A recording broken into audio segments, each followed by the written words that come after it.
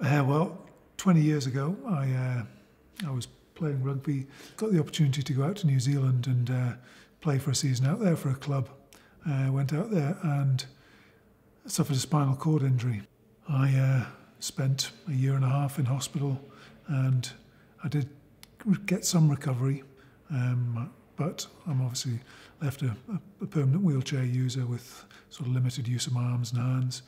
The idea now is to try and raise some money for spinal research by using that sort of 20-year landmark to return to New Zealand and complete a 250-mile hand cycle, setting off from the spinal unit where I was originally treated.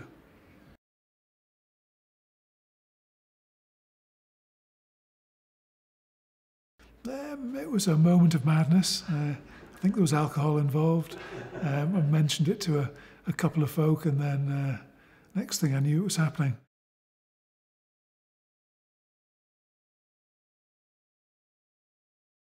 It really has been pretty hard work. It's absolutely taken over my life for the last 6 months, with working full time and training in the evenings and weekends. It really has taken over. Yeah, I've just been gradually increasing the mileage over the last 6 months. Last weekend I did the longest I'd done in a day so far, which was 22 miles. And tomorrow I'm hoping to do 25 miles, which is what I'm intending to average per day when I'm out there.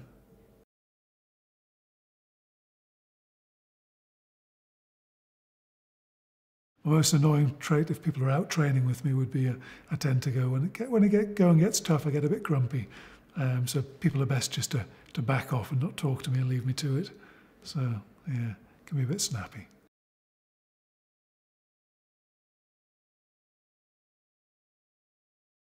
If money was just, you could raise an infinite amount of money, what could be achieved, David? Since my injury 20 years ago, they've come a huge way in developing treatments that can help repair the spinal cord. And at the moment, there's a number of treatments which are sort of on the verge of, being applied to humans. And it's really that last push that's needed to get some of these treatments actually out of the laboratory and into the clinics. So it could make a massive difference to help people recover, have the possibility of a recovery after a spinal cord injury, which at the moment there is no treatment. If you have a spinal cord injury, it's just up to the body to repair in the best way it can.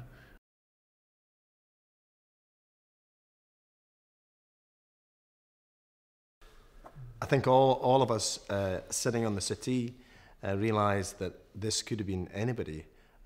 Rugby is a fantastic sport, but there are risks in life in whatever you do, and rugby is a contact sport. Thankfully, very few people are injured, spinal injuries, but it does happen. And the great thing about the rugby community is it looks after its own, and huge support from all over the world. Certainly recently for Tom Evans, I know he had phenomenal, overwhelming support, and for David, he's already clocking up the pounds, and let's hope he gets many, many more.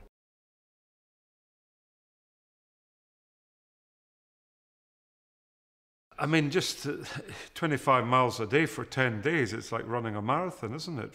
And you just cannot imagine what it's like, and having your arms working constantly. I mean, he's going to have the biggest guns in Scotland, aren't you?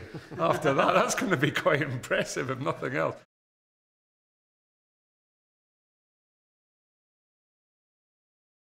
I think the beauty of this is people can get behind Dave. The rugby community does look after its own. We're a team sport. We get behind our individuals as one team. And I think the people in New Zealand and people throughout the world, the beauty of the internet, of YouTube, of the donations to the website, it can just only be good for this particular campaign, and hopefully once and for all we can actually find a cure to spinal cord injuries and get people back up on their feet again. And this man's giving us inspiration, and that's what sport is about. It's about inspiration, it's about bringing people together, and we're delighted to be here supporting you, Dave, today.